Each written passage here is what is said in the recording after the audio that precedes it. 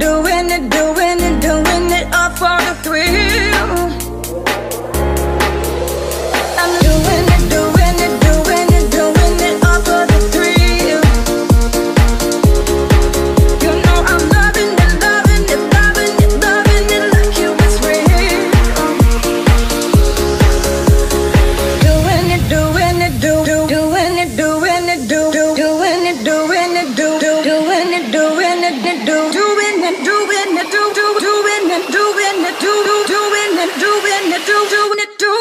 all for the thrill.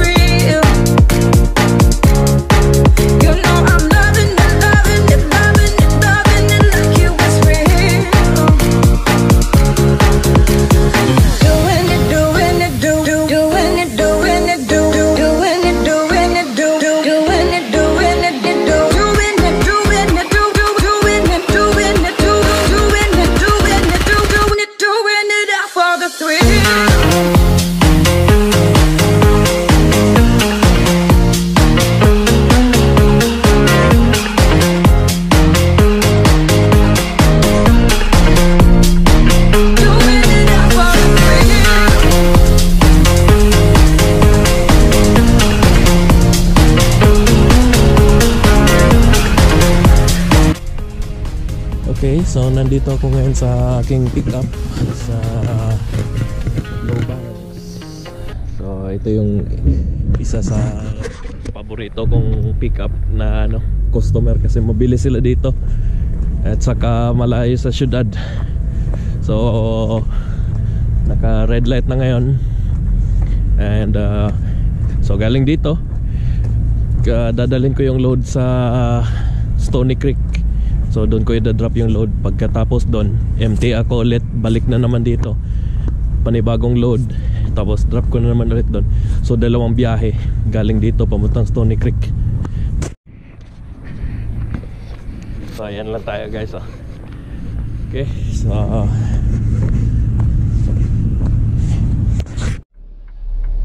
okay, so tapos na ako dito for now. Yan nga, papuntang Stony. Ingay, teka lang. Yan nga, papuntang Stony Creek. Galing dito. Then Stony Creek, unload. Then empty. Labas ng Stony Creek, empty. Then balik dito, then load. Then labas na naman dito. Then balik ng Stony Creek, unload. So 2 trips today. So hopefully galing Stony Creek ay empty na pabalik ng yard. So today is December 22, Friday. So ngayon yung last day ng last trip of the year. Last trip of the year of 2023. So let's go.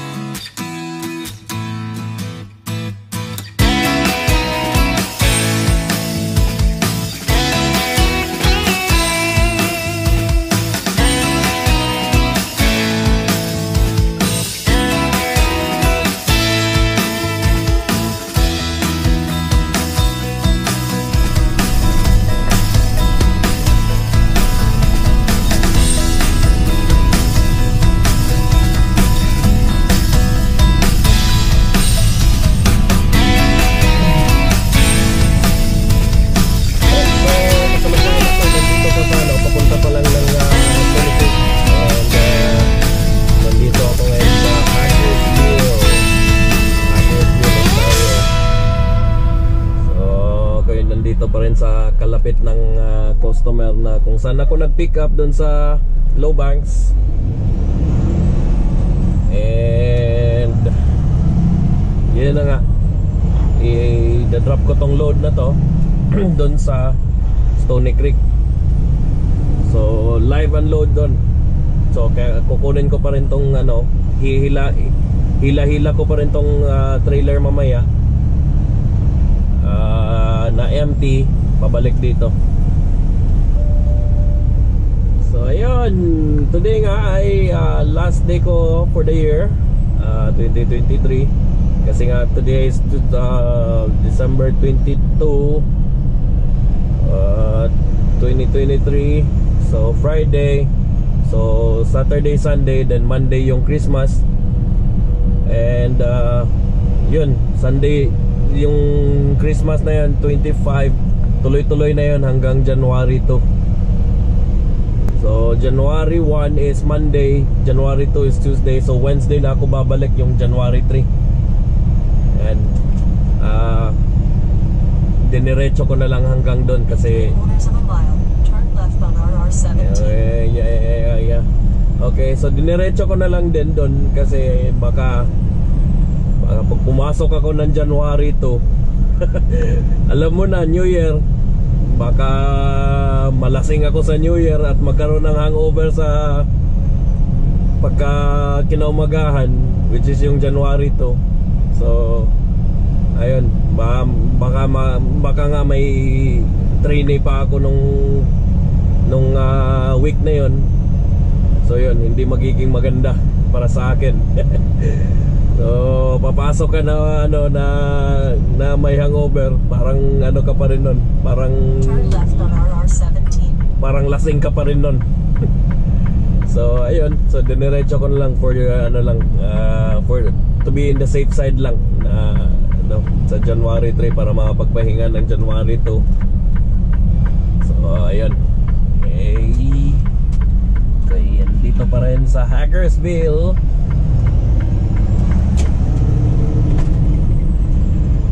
Continue on RR17. Okay, so yung ano, meron lang akong sasabihin na konti ngayon habang nakikita nyo yung view ng kalsada. So mas mamabutuhin ko na lang na ilagay ko lang dito yung camera point of view. So sana nung pag na-upload ko tong video na to, it's maririnig nyo. Okay?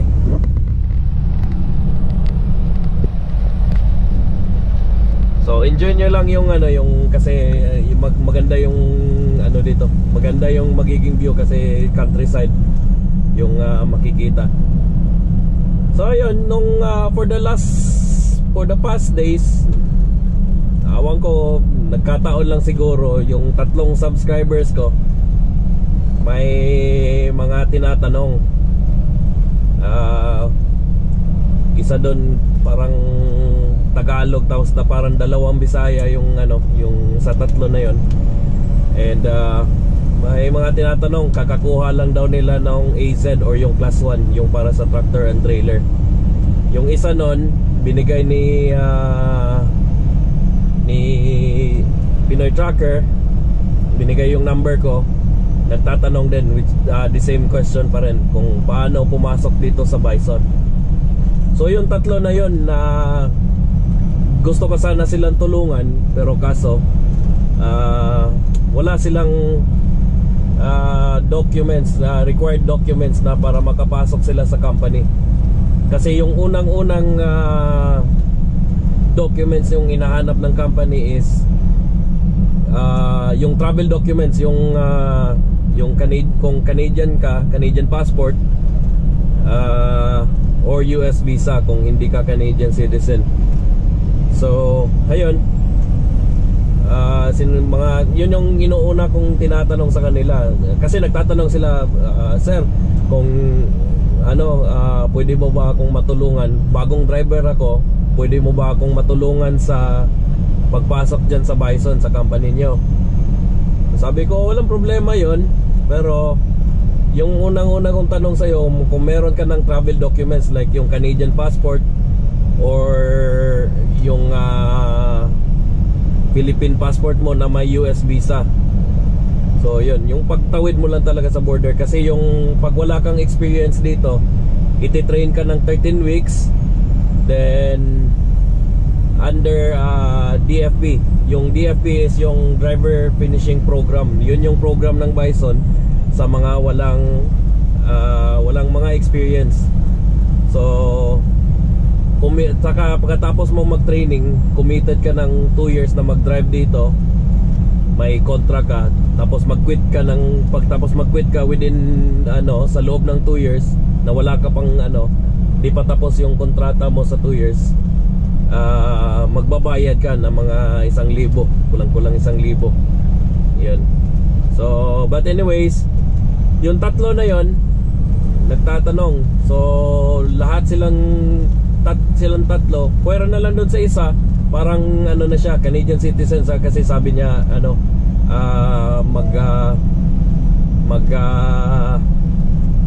nagpa-process na pala siya sa kanyang Canadian passport. Pero which is sabi ko sa kanya, sabihin mo lang sa akin kung tapos ka ng or meron ka ng Canadian passport kung nasa sayo na, kasi yun yung ipapakita mo kasama yung iba pang requirements sa pag-apply mo. So ayun, Canadian passport or yung Philippine passport na may US visa. So yun lang yung yung unang-una na requirements ng pagpasok ng Bison. So kasi sa training kasi yung DFP, yung driver finishing program, dapat din kayong dapat kasing cross border driver kayo nun.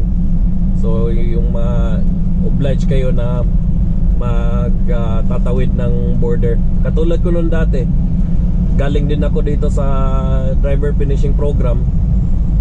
Natapos na ako nung nag 2 years na ako dito. Driver finishing program, committed ako na talaga na pumasok, labas-pasok ako ng Canada, then pasok ng US, tawiran ng border for the 2 year sa loob ng 2 taon yun. And so yun, yung tatlo na yun, wala akong natulungan sa ngayon sa kanilang tatlo. Kasi sabi ko sa kanila, pwera lang doon sa isa na parating na yung passport niya. Sabi ko doon sa kanila, yung dalawa na kailangan yung kasi yung dalawa na yon, mga dating student visa dito, pumasok sa Canada, tapos ngayon may na sila, open work permit. So yung kailangan nila ngayon yung US visa na lang. Awan ko lang, di ko sure yung kung anong klaseng US visa, kasi maraming klaseng visa doon. Yung parang lang, yung parang tourist visa lang, yung regular lang na tourist visa, may term doon eh. So yun, sinabi ko sa nila, kumuha muna kayo ng tourist visa. Sabi nila yung yung interview is, yung pinakamagang interview is 2025 pa, year 2025. So yun, wala tayong magawa. Sabi ko, wala tayong magagawa kung ganyan, yan talaga yung nila. Pero meron akong mga naging trainee, tinanong ko sila kung paano nila nakuha yung mga visa nila ng mabilisan. Sabi nila nagbayad daw sila sa yung parang may mga immigration services doon sa may Brampton. Kasi mga Indiano yung mga kadalasan ko mga trainee, tapos sila yung open work permit din sila. At saka wala silang hindi pa sila PR, hindi pa sila citizen. Mga pa rin talaga sila, yung mga Indian citizen pa rin sila. Tapos open work permit pa sila. So ayun, yung ginawa nila, open work permit pa sila, kumuha sila ng US visa sa nagpatulong sila sa isang immigration services ng doon sa may Brampton. Private private company sila na tumutulong sa mga nangangailangan ng mga visa at etc. Yan. Sa kanila naman, para gusto lang kasi nilang mapadali, nagbayad lang sila ni Guro, mga kulang-kulang mga $500 Canadian dollars yung binayad nila para ano, kasi parang may lawyer's fee din. Kasi idadaan talaga sa ano yan, sa legal na pamamaraan. So parang may lawyer na maglalakad niyan doon. Magbabayad ka sa yung sa service at saka yung doon sa lawyer. So siguro yung 500 na yun, kung totoo man yun ha, kung yung 500 na yun hindi na masama kung mapadali man yung ano, yung visa mo. Okay, so yun yung nasabi ko sa dalawa na yun, na hindi pa sila pwedeng pumasok kasi nga required sila ng ano, ng Bison ng US visa na para makatawid sila ng border. So yun ang gagawin nila ngayon. So anyway, ako'y magpapatuloy pa rin dito. Ako'y ayun, didiretsuhin ko na to.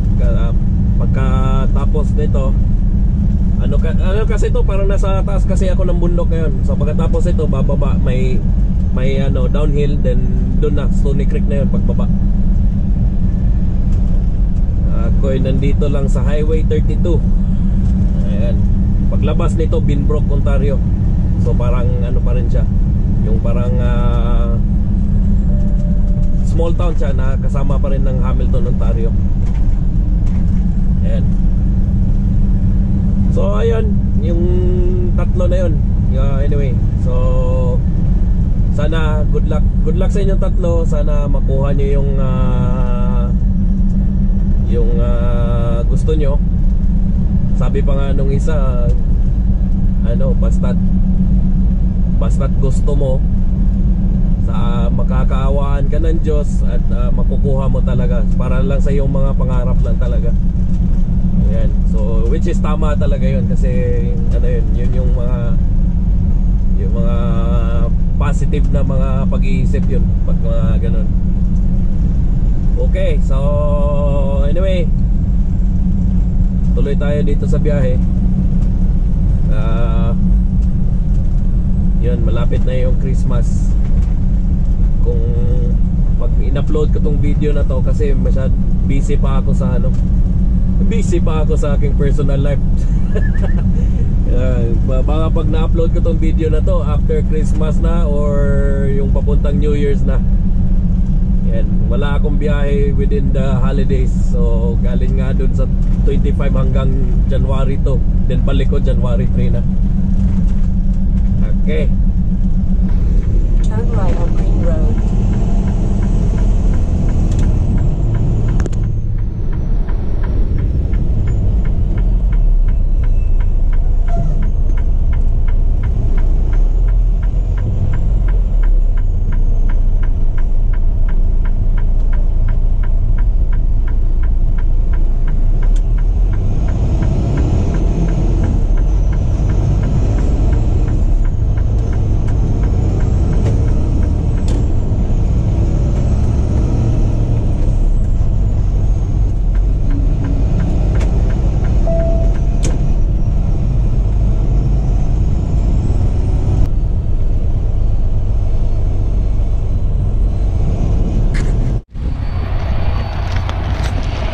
Ayos, walang katao-tao. Walang nagpapaload at nagpapa-unload. So empty yung mga doors nila. Kadalasan dito punuan to minsan, or madalas talagang puno yan. Ngayon siguro ay kano na, dahil sa Christmas na wala nang bumabiyahe. So okay, check-in lang muna ako dito. Yan.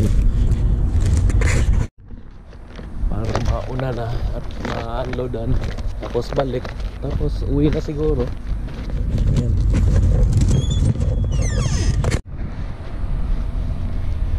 Yan. Door 9. This is done.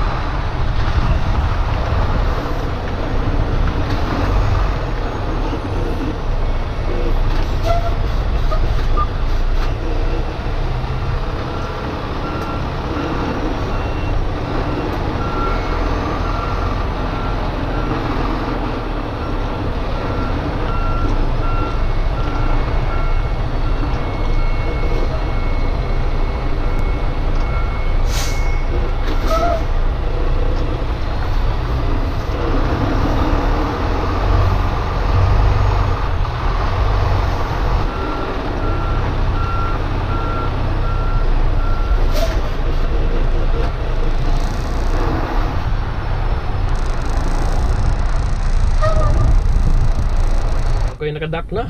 And ako dito na lang magla-lunch din.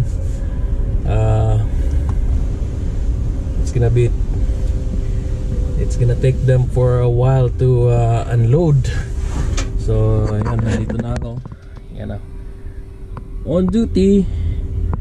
Then load and unload, or unload. So ayan, nakadak na ako dito. Ayan. So ngayon, okay, dito na lang din magla-lunch. Hoy!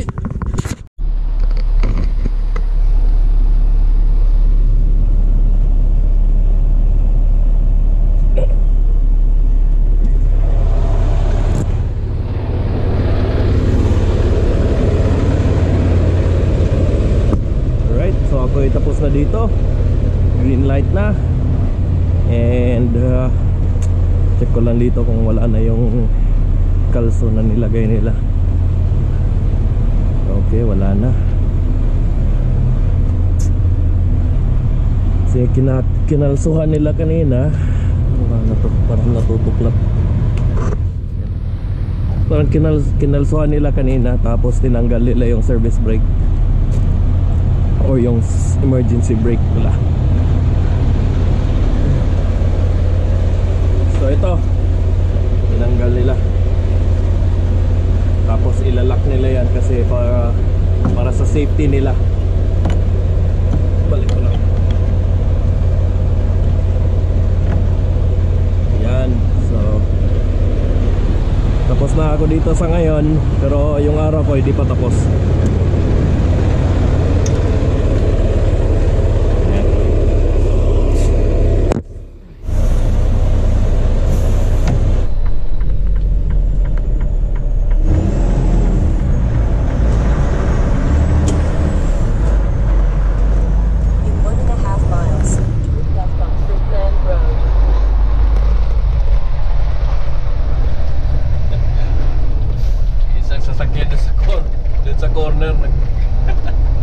Tumabila na bigla, kala niya babanggain na siya. Ano ako, tanga.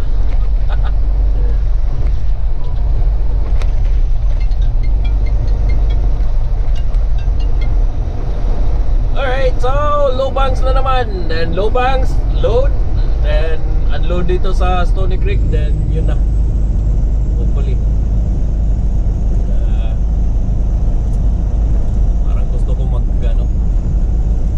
Parang gusto kong magkape. May Tim Hortons dito sa unahan na pwede kuminto yung truck sa gilid ng shoulder.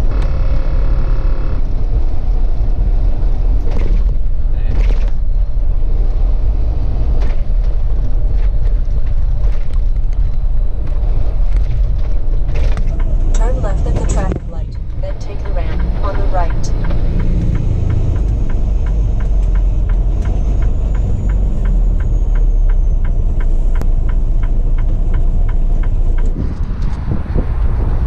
So ayan, Timmy's.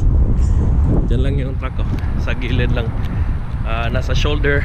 And then dito lang yung Timmy's sa loob ng gas station. Ayan. Init.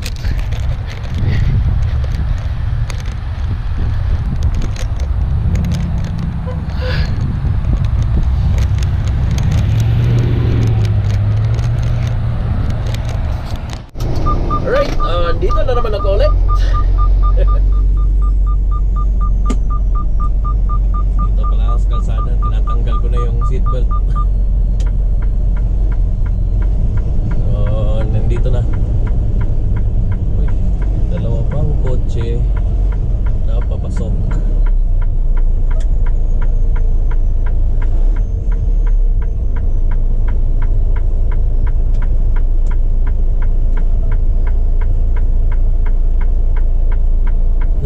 Tatawag pa rin ako para sa confirmation.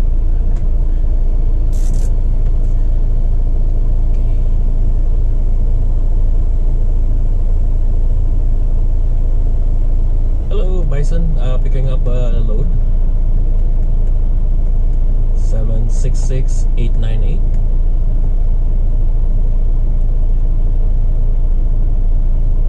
Yes sir.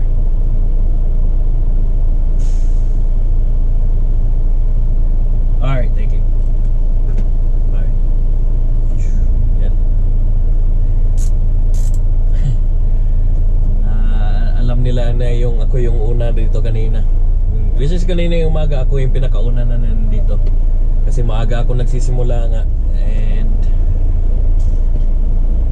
yun, nung tumawag ako ngayon, alam nila na ako yun. Yan. Yung ibang empleyado nila dito, kilala na nila ako kasi lagi akong bumabalik dito eh. Nakikilala na nila ako sa mukha.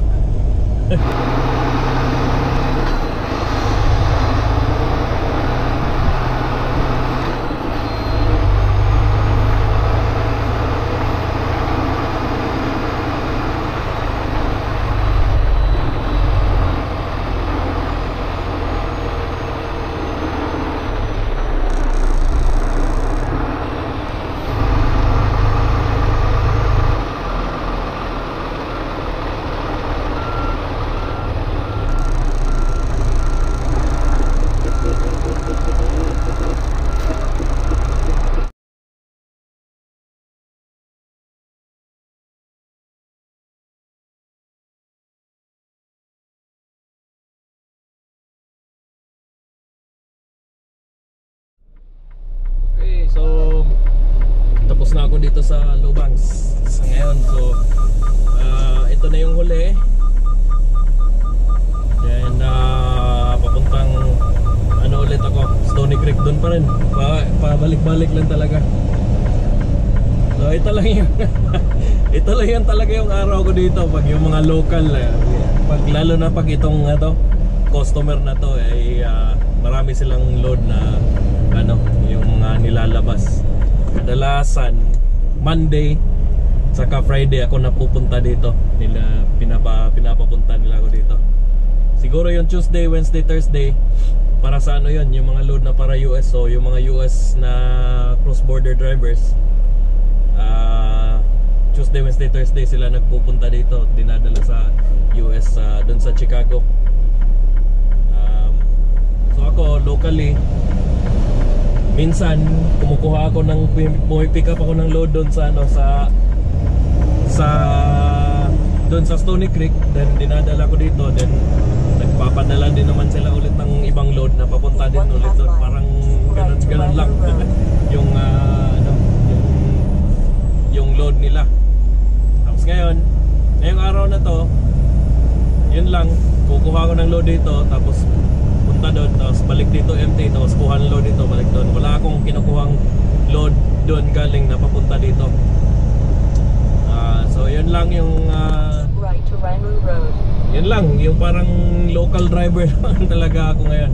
So isa pa nga, wala akong estudyante this week. So which is okay lang kasi nakakapag video ako ng solo. Kasi nung nakarang linggo, nung meron akong estudyante, hindi gustuin ko man sanang mag-video, pero hindi ko magawa-gawa kasi masyadong masyado akong maraming tinuturo sa kanya, tapos wala akong time na mag-video. And saka kailangan talaga siyang turuan ng kasi marami pa siyang mga mali-mali. Tapos minsan tinuturuan ko na siya ng advance para sa pag tumawid siya ng US, tinuturo ko na sa kanya yung mga katulad yung mga paperworks, yung mga dito sa ELD.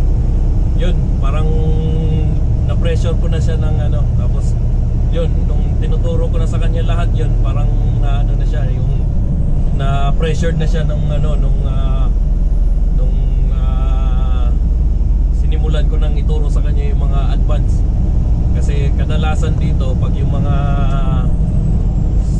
trainee, tinuturuan lang sila kung yung mag-drive lang talaga pag dito lang sa local, pag yung local training nila. Turn left on North Shore Drive. Pero ako, iba yung pagkaturo ko sa kanya.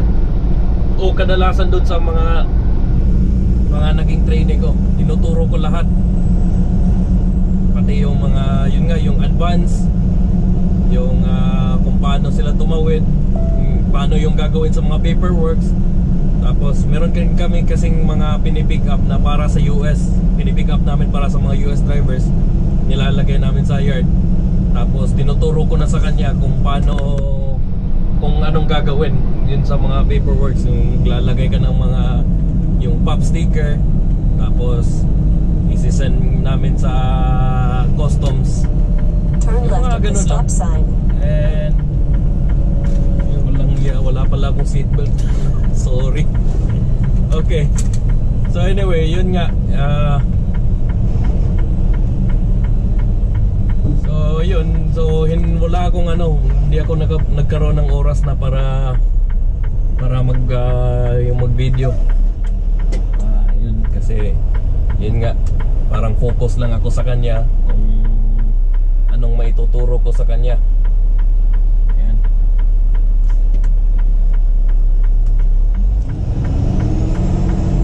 Ayun, so ito huling na. In 4.25 miles, keep right to Taylor Road. So Lowbangs, Stony Creek.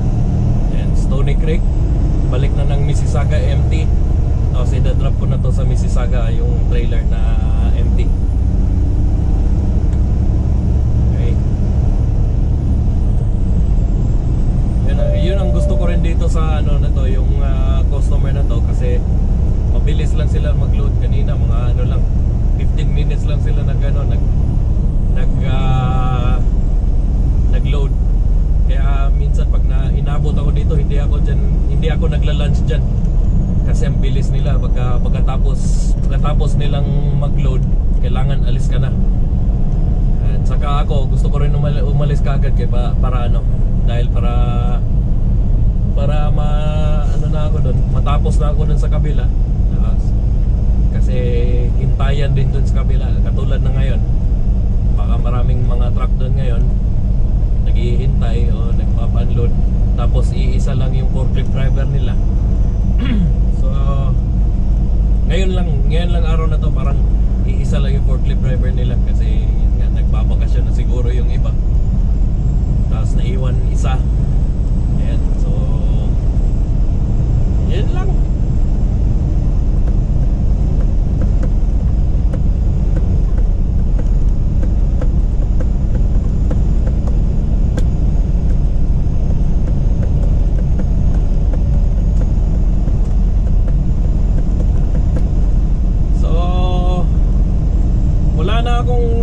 Wala na po ibang maipapakita.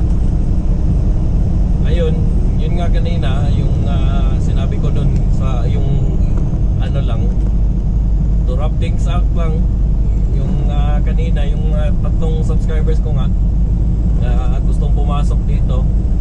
Yun lang talaga yung kakulangan nila, yung mga travel documents, walang passport at walang visa. So kailangan nila either mag Canadian citizen or magkuha sila ng US visa. Kasi pag Canadian citizen ka, kukuha ka ng Canadian passport, hindi mo na kailangan ng visa, diretso ka na.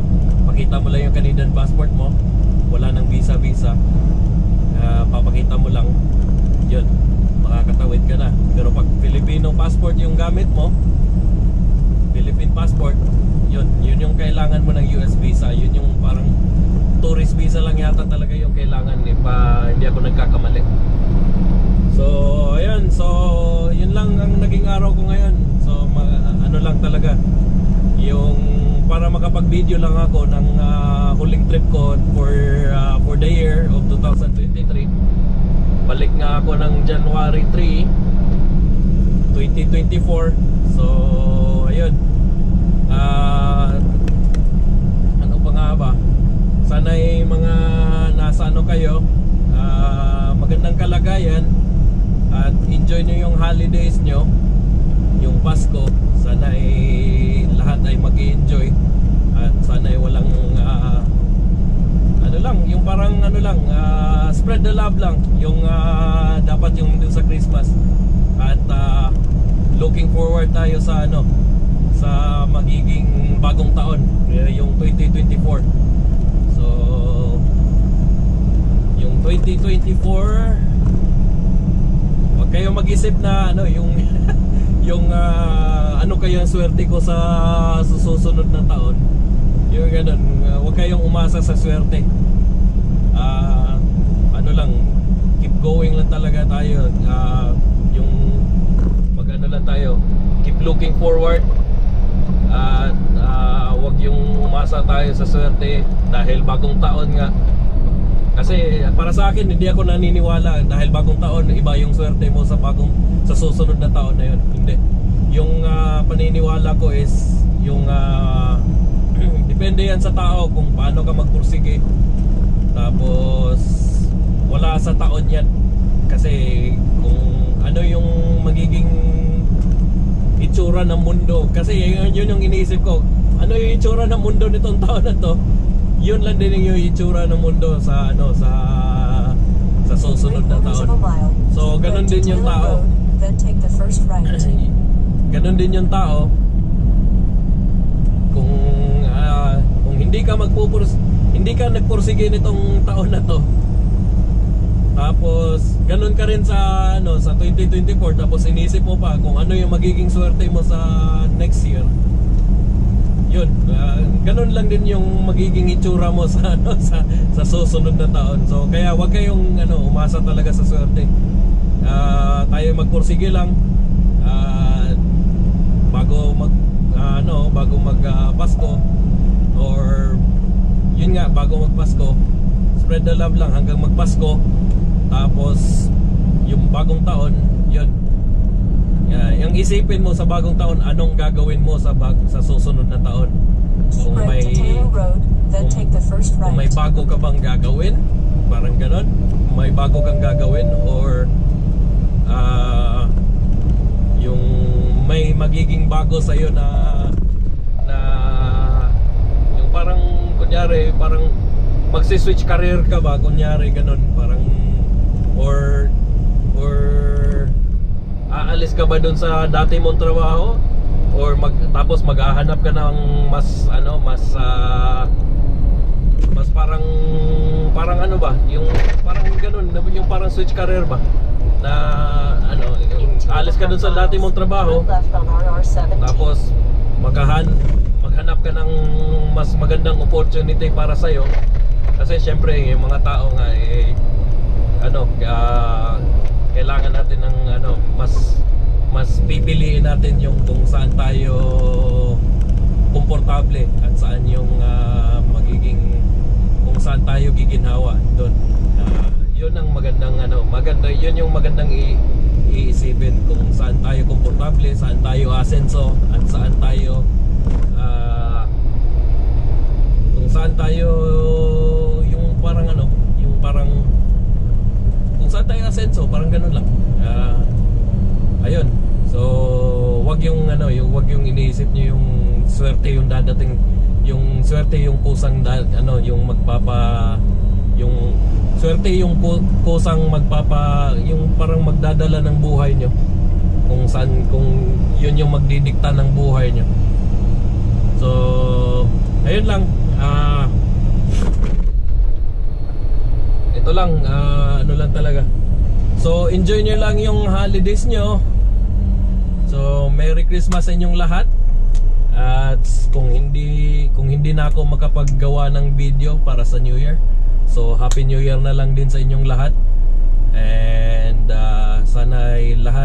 sana kayong lahat ay ligtas kung saan man kayo. At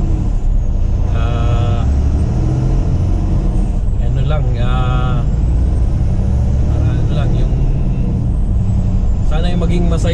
sana maging masaya lang talaga lahat sa Pasko at sa bagong taon.